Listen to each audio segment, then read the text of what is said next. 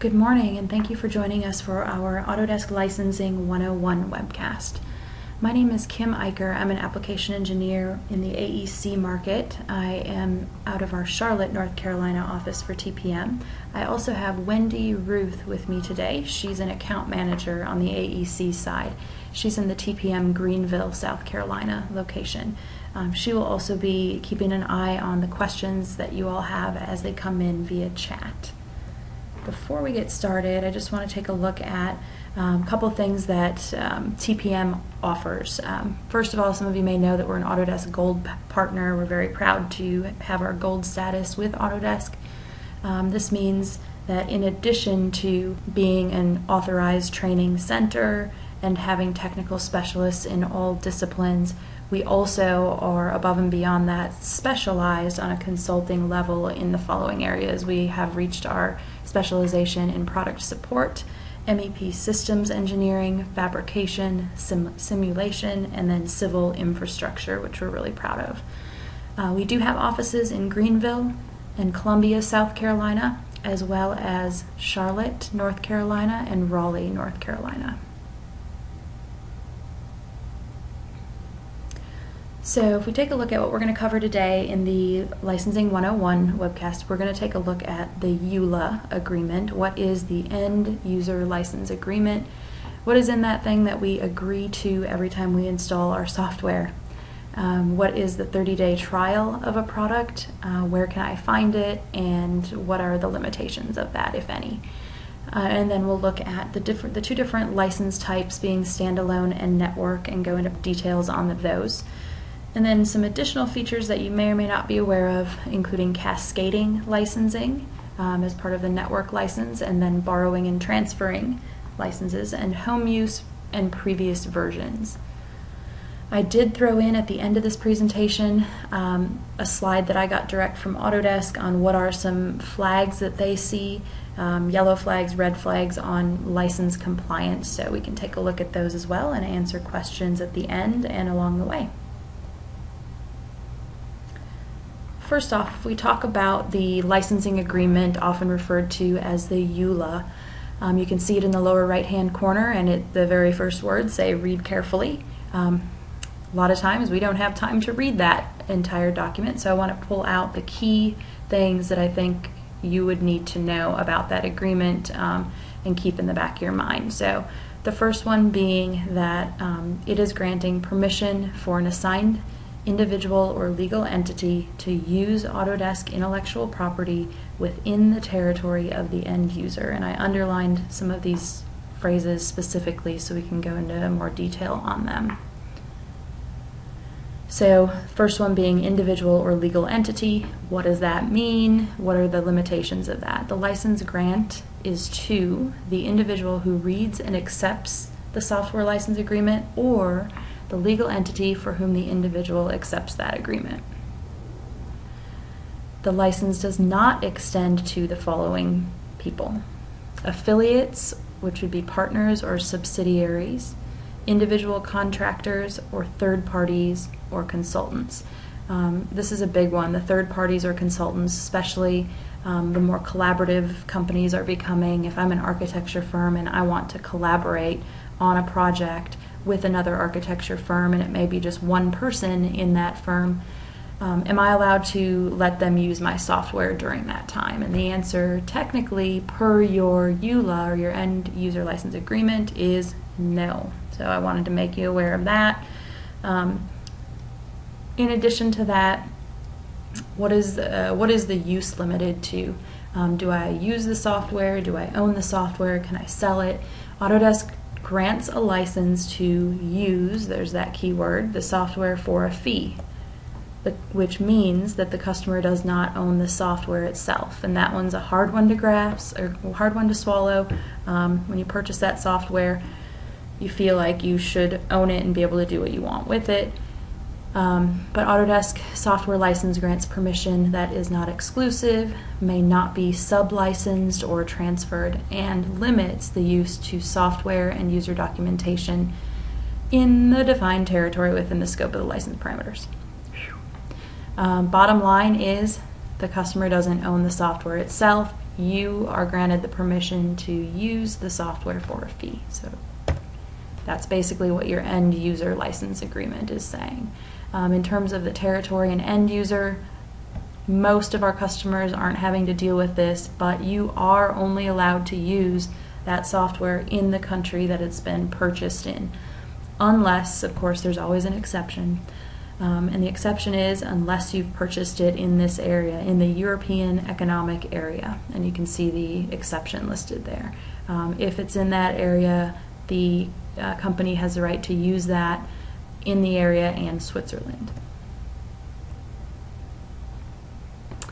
We've all seen this picture before, the one that comes up when we've installed a product and we haven't yet put our serial number in, and it's the ticking time bomb, tick tick, all the way down to the end of your 30-day trial. Do you want to activate it or try it? Of course, we always want to activate it as soon as we can. Sometimes, though, we may have a day or two until we get our license or our serial number after we've purchased the product. So we do recommend a lot of times for customers to install the trial. It is a full working version.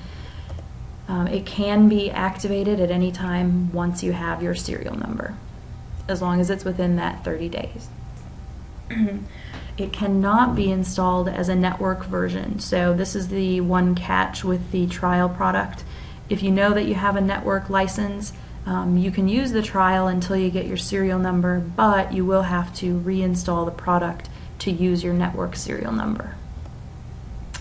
And then it cannot be installed on a machine more than once. So if you installed a trial now and you went to try and install it after that trial is over, maybe a year from now you wanted to reinstall it, even if that product's been uninstalled, you're not going to be able to rerun the trial with that same product on that computer. Just to give you a heads up as well, a lot of times I get this question or this problem. I just want to make it clear that you want to make sure that you're always installing the correct trial product for the product you wish to activate. Of course, that's the same with regular installs as well, but you cannot install, for example, the Revit architecture product trial and then activate it using a Revit suite serial number after the fact, because of the building design suites, more and more products within that suite are becoming different from the point product or the regular solo product. And then let's talk a little bit about product activation. The key here is Autodesk only requires activation on standalone products. So if you're getting a request for activation, you have installed it standalone. And it's typically an automatic process to get an activation. It's going to look like this. When you go to activate, or when you go to open or launch your product for the first time, you'll see a screen like this that says there's a request code that Autodesk needs so that it knows your exact computer that you're installing this on. So you can say you want to connect now and activate, which is the recommended response. Or if you are having a problem activating or you can't get to the web, you can call Autodesk and get an activation code, but you will always need to give them that request code in order to activate your product. Again, being a standalone product in this case. Autodesk generally allows for a standalone license to be activated 2 times. If you have a situation where you need to get another activation, maybe you have a computer that crashed and you're rebuilding it and now you've got to reinstall that product, you will need to call Autodesk product activation line to get another or request another activation from them. And this is to prevent over-installation of products. So they'll require an explanation of what is happening, and it's just as simple as that. My computer needs to be re-imaged, I need another activation, and so that they know what the reason is. If we look a little bit at serial numbers versus product keys, serial numbers and install types, the 2 main types of serial numbers that you can get are a standalone and a network. And you can see underneath the standalone, the SLM, there is a version of a standalone that's called a multi-seat standalone. And the network license is the NLM, and we'll go into more detail on that here shortly. And then if we take a look at the product keys, the product key is the number that you see next to the serial number, and that product key always has to correlate with the type of product that you have. It's unique to each product, meaning Building Design Suite, Standard, Ultimate, Premium have each their own unique product keys. It changes with every release as well, so from 13 to 14 that product key will change one character usually. So if it's 1, 2, 3, 4, 5 right now, next release maybe 1, 2, 3, 4, 6.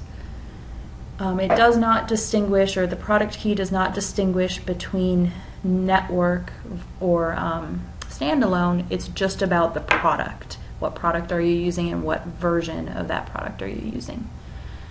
And the key is they implemented the product key when they introduced product suites, so that ultimately if I purchased the Building Design Suite, but maybe I only have time to install AutoCAD architecture from it, I could use the same download that somebody who purchased just regular AutoCAD architecture purchased, and we could use the same install files. The product key will distinguish whether it's from the suite or whether it's from the point product.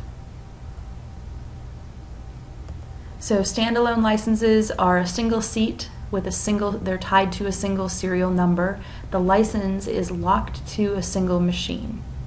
A multi-seat standalone is a single product attached to a single serial number again, but it's worth multiple seats or licenses.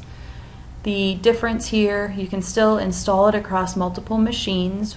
Once it's installed, that seat is also locked to that machine. So the big difference is installing multiple seats with the one serial number.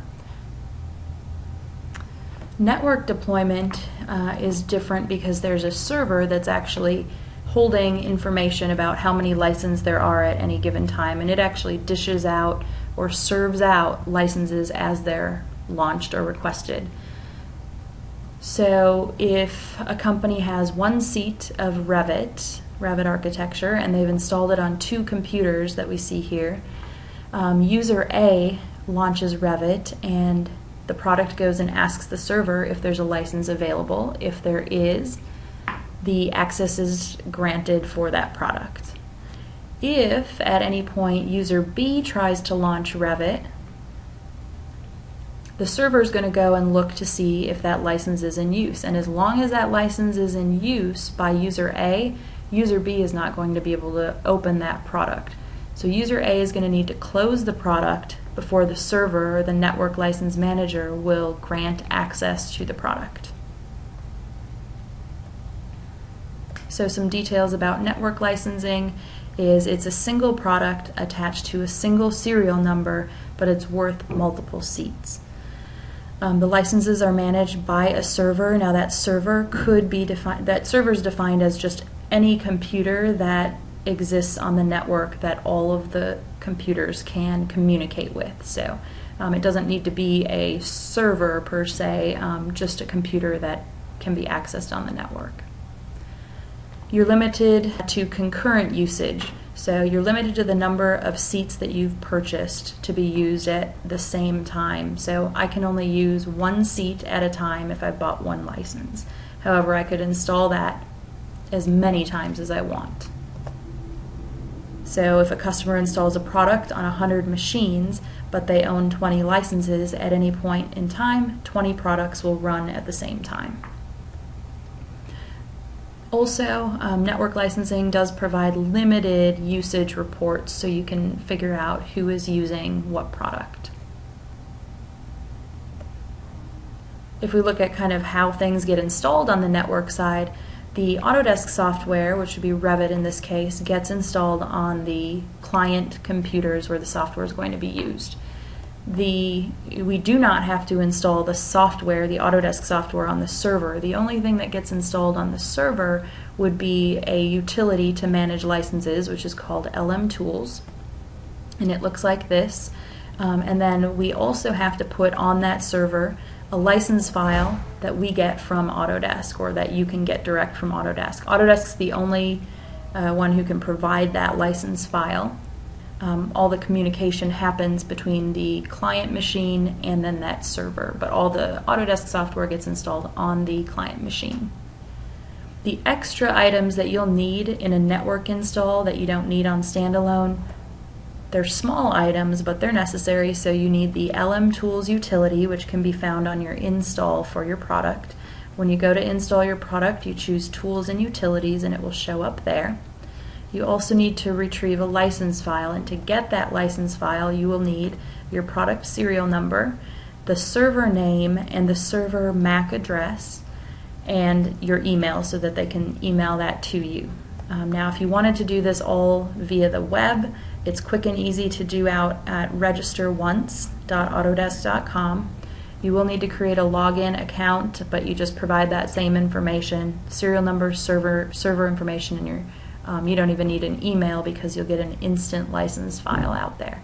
If you don't have access to the internet at the moment, you can also call Autodesk Product Activation. They will give you license files. They will also give you activations that you request as well. Just to give you an idea of what a license file is going to look like, those of you who are already using them know that they can be hard to read. So I wanted to give you this piece of information. This is an example of what a license file looks like coming from Autodesk. It has your server information at the top, and then it has the software information in packages and increments. And so it's in a sort of code that Autodesk uses. And so what we use to better read this or to more easily understand it, and what our customers can use as well, is called a license parser. And so I want to make this available to you. The website is there at the bottom of this slide. You can basically Google this and you'll be able to find it. I even have a video out there for how to use it on YouTube. But the license parser, when we go out to that web page, we browse to our license file. It turns our license file into something that looks like this, that's a lot more easy to read, easy to understand. You get how many seats, what order they're in, what is the product, what is the serial number, and the dates of the creation of that license file.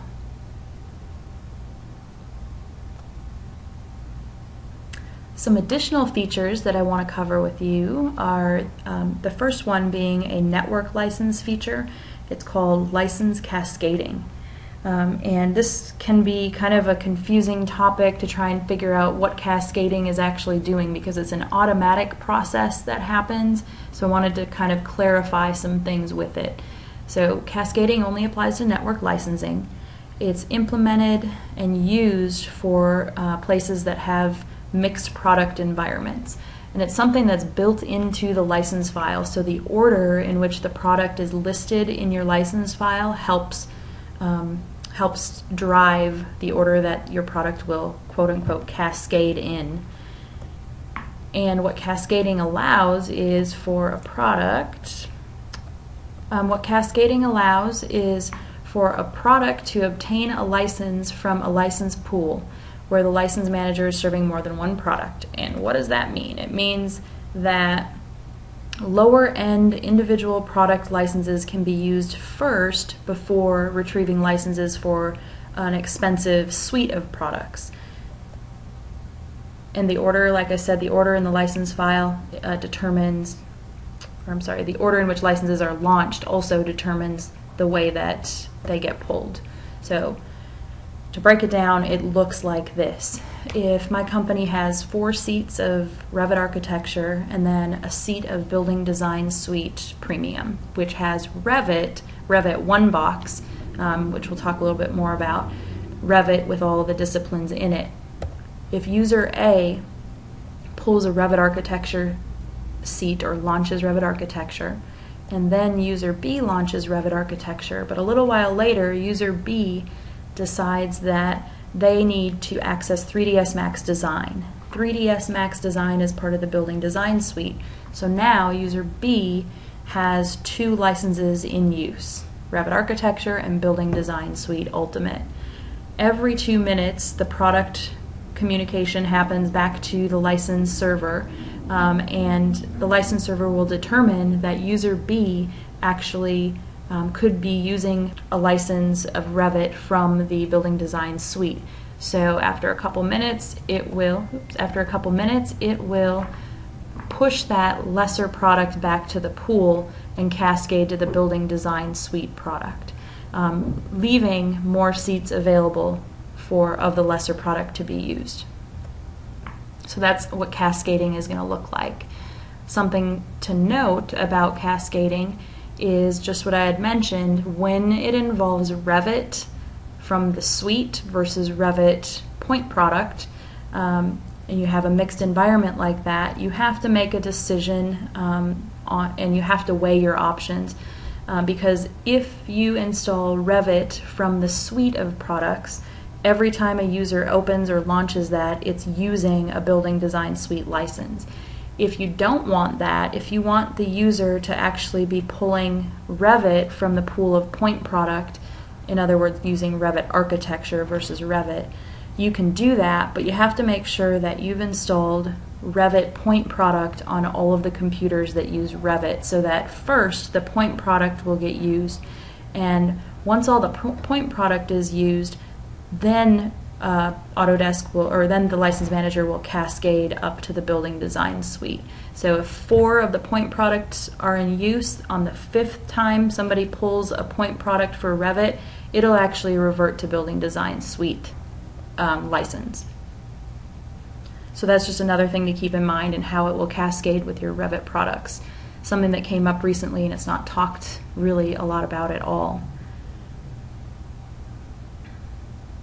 So that's everything that I just mentioned. And then some additional features with the licensing would be borrowing a network license. Any product that you want to use for an extended period of time, you can do that with a network license, and you can make that basically your license until that date expires or you check that license back in. It's called borrowing, and you can do it with a pool of license at any time. You basically have to connect to a network with the computer, and then access the product, or inside the product you're going to access licensing and the borrow license dialog box. You basically just choose a date in there that you want to borrow the license through, and at that date, once that comes up, it'll automatically push the license back. Or prior to that, you can manually check that license back in. Once you have that license borrowed, though, you can use that whether you're on the network or if you take your laptop home off of the network. With standalone licensing, we have a feature called transferring a license. So we don't borrow a license, but we can transfer a license from one computer to another. So as I mentioned, if you have a computer that you need to change, it either crashed or it got rebuilt, or you just decided to pull it off of somebody's and give it to someone else, the way that Autodesk wants you to handle this is for you to use a transfer license utility, or license transfer utility rather. It's located underneath your Autodesk product, and you can see there it's highlighted, it's license transfer utility. It takes care of, on the web, exporting your license, and it holds on to it on Autodesk servers on the web. And then when you're ready to import it to the new computer, you just go to that new computer, launch the license transfer utility from there, and import that license to your computer. You will need a login, so you'll have to create a login to do this, but this is a proper way to move seats from computer to computer without causing any sort of red flag in terms of activation. Some features of the subscription that comes with your product would be the ability to use at home, so a home use license. If you are on subscription and you want to install the product at home, here are your 2 options. For standalone licenses, there's actually nothing in addition that you need to do to get that access to the home license. For network, because you won't have access to the network license manager at home, you will need to go onto Subscription Center and request a home use license. So if you do that, you go ahead and put your serial number in for your product. They will email you a companion standalone serial number. So at home you'll install the product standalone with this serial number, and that'll be good for 13 months, and it's called a companion license. Another feature of the subscription is the ability to use previous versions. So if you're on subscription with your Autodesk product, you can use up to 3 previous versions. And the 2 different license types and the ways that you request these are listed here. So if you have a standalone license and you need to use a previous release of that, you can request that through Subscription Center. Oops. You can request that through Subscription Center. You're just going to go to Contract Administration and click Previous Versions. You're going to put your current serial number in and the product name and the product that you're requesting, or the version of that product that you're requesting. That can take up to 2 days to receive, so just keep that in mind, but they will email you that companion serial number. With network licenses, all subscription networks have this already built in. So if you have a network license inside your license file, it's already set up to use 3 previous releases. So that means that you can even use that same serial number across all those products. So if you have a 2014 serial number and you need to install 2012, as long as you're on subscription, you can use that same serial number and you'll gain access to that older release of that product. You do have to keep in mind that if you're running 2 different versions of a product, that you're pulling 2 different licenses. Let's talk a little bit about non-compliance and things that Autodesk sees as yellow flags and red flags. This is something that I got direct from Autodesk, so please don't shoot the messenger, but the things that they are looking for, or not looking for, but they will flag, are listed here. So yellow flags: if Autodesk is not the main software, and or they are a former Autodesk customer. Reluctance by a customer to talk to Autodesk or partners. If they're running standalone or multi-seat standalone implementations. The reason that's a flag is because anytime you're using a lot of standalone software, it opens the door for over-installation to happen very easily without it being on purpose or anything that you meant to do. If you're using 2004 version or older, AutoCAD or LT accounts only. If you're not using any software administration management tools, tools that will track usage, in other words. Requests for license report and having unfulfilled quote requests in combination. Multiple locations with multiple managers, decentralized purchasing can also open the door for easy over installation. So Autodesk sees those as yellow flags. Now the red flags are basically some of the things we've talked about: over activating a serial number. If you have the same serial number that's being used multiple times, you do get 2 times on a subscription account to activate a standalone product. Beyond that, it's a red flag. You'll need to call Autodesk and tell them what's going on. If you have invalid serial numbers but no proof of purchase, if you're using not for resale product or beta versions used for production. Educational licenses in use for non-commercial purposes, and I would note also that if educational licenses are being used for commercial purposes, even where profit is not involved, it's for profit or not. Licenses registered to other companies or serving licenses outside of the country it's purchased in.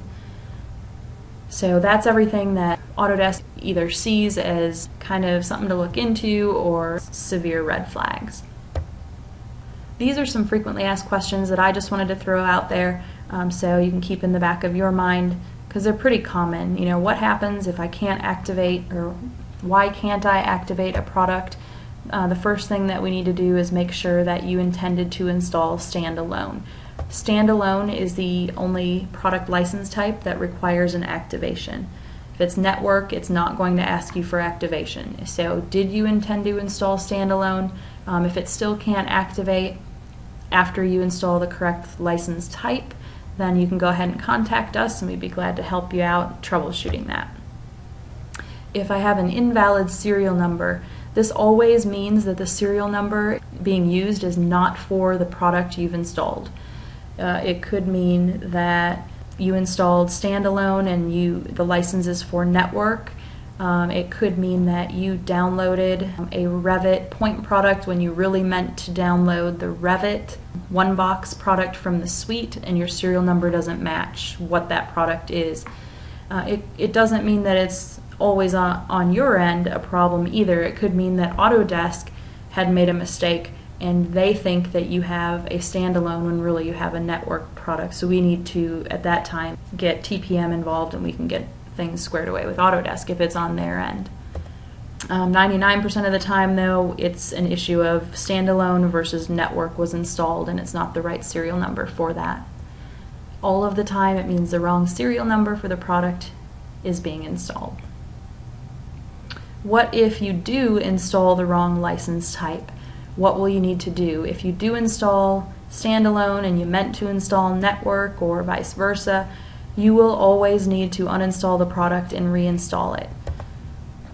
A little glimmer of brightness on the end of this is if you do have a building design suite and you've installed an entire suite of products as the wrong license type, then you don't have to uninstall all of the product. You can uninstall just one of the products from the suite and reinstall it the correct way, and the rest of the product will follow suit and it will change its license type.